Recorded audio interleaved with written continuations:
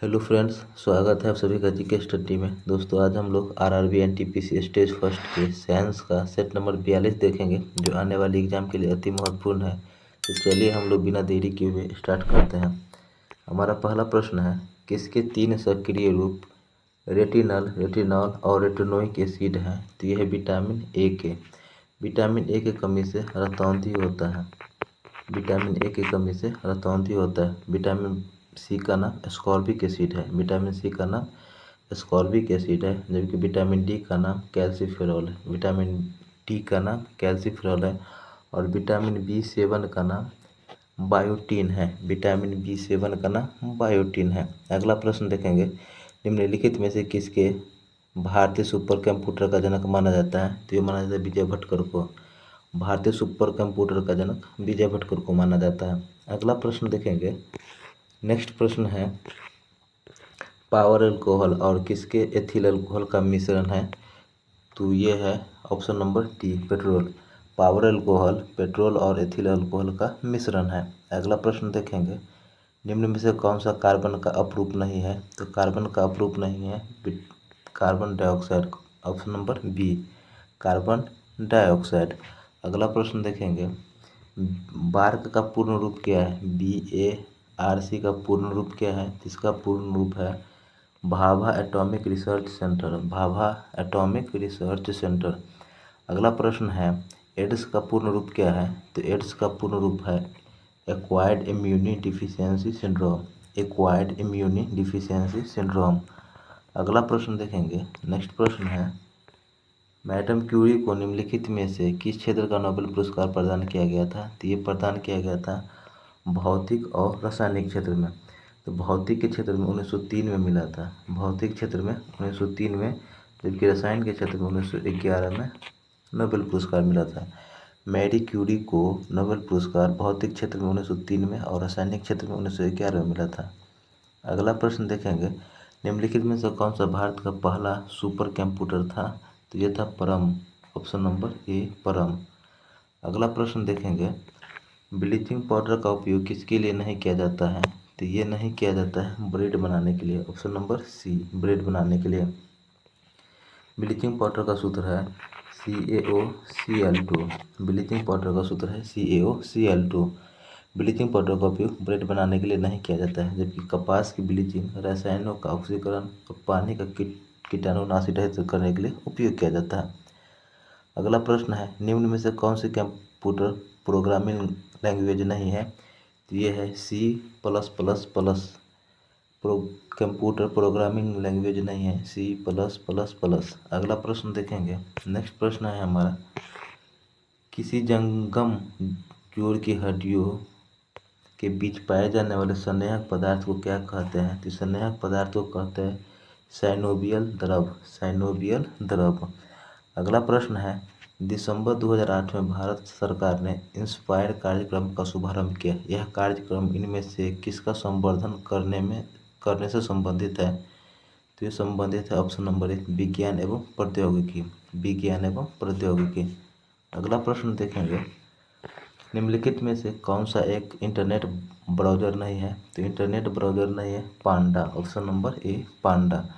पांडा internet browser नहीं है। अगला प्रश्न है, टॉर्च, सर्च लाइट और वाहन की हेडलाइट में प्रकाश की गति शक्तिशाली समानांतर किरण पुंज उत्पन्न करने के लिए सामान्यतः किस प्रकार के दर्पण का उपयोग किया जाता है? तो ये किया जाता है अवतल दर्पण का, option number C. Next question है, भारत के प्रथम स्वदेशी उपग्रह प्रक्षेपण यान का नाम बताइए।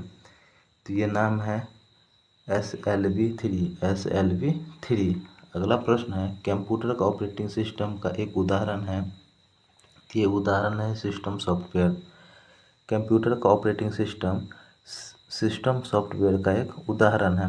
अगला प्रश्न है, चांदी किस पदार्थ के साथ अभिक्रिया कर काली पड़ जाती है? तो ये काली पड़ जाती है गंधक के साथ अभिक्रिया करके। चांदी किस पदार्थ के साथ अभिक्रिया करके काली पड़ जाती है? गंधक के साथ।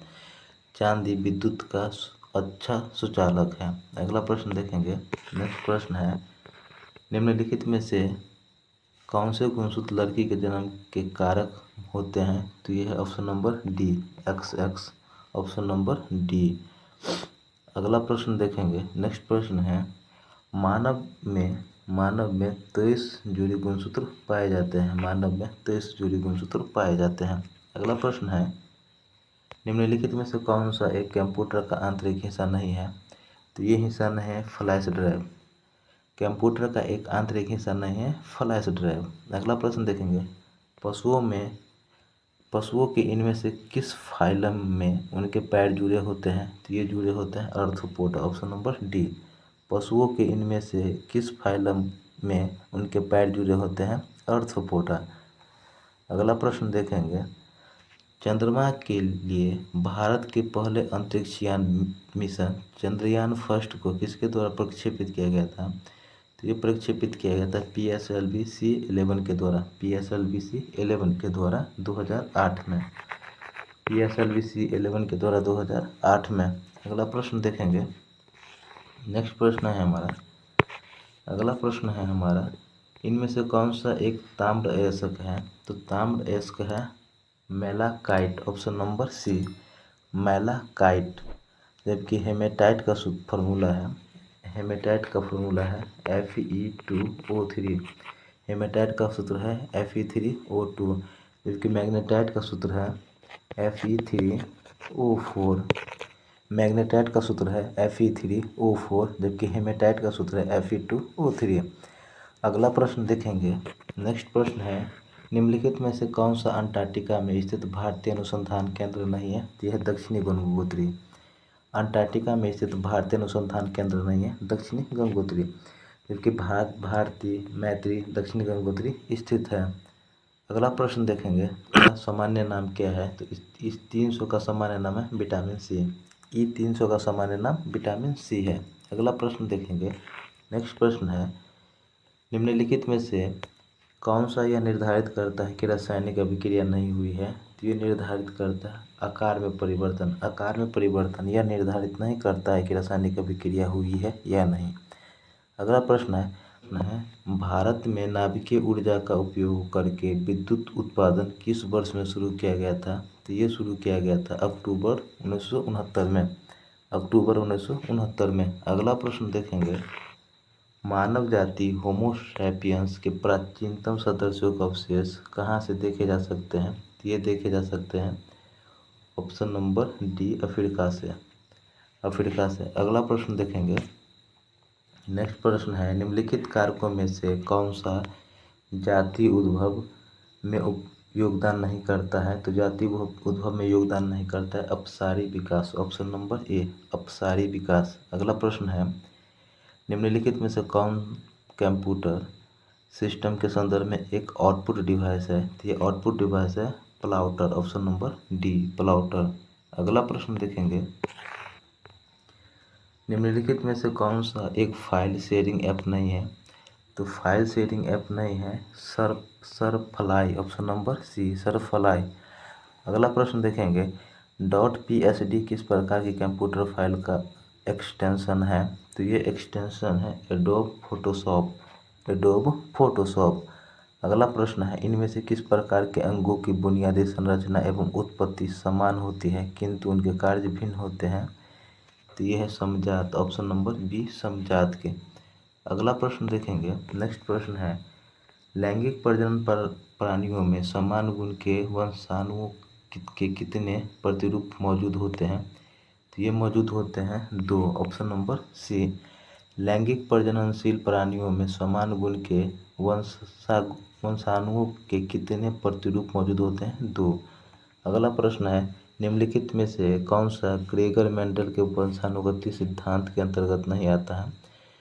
तो ये नहीं आता है बायोपिक्स का सिद्धांत। बायोपिक्स का सिद्धांत। ग्रेग मेंडल को आनुवांशिकी का जनक कहा जाता है। मेंडल को आनुवांशिकी का जनक कहा जाता है। तो दोस्तों, हमारा 34 क्वेश्चन का सेशन समाप्त हुआ। ये सेशन आपको कैसा लगा हमें कमेंट करके ज़रूर बताइएगा। सेशन अच्छा लगा हो तो लाइक कीजिएगा, कमेंट कीजिएगा और सब्सक्राइब करना ना भूलिएगा। मिलते हैं नेक्स्ट सेट में। जय हिंद, जय भारत।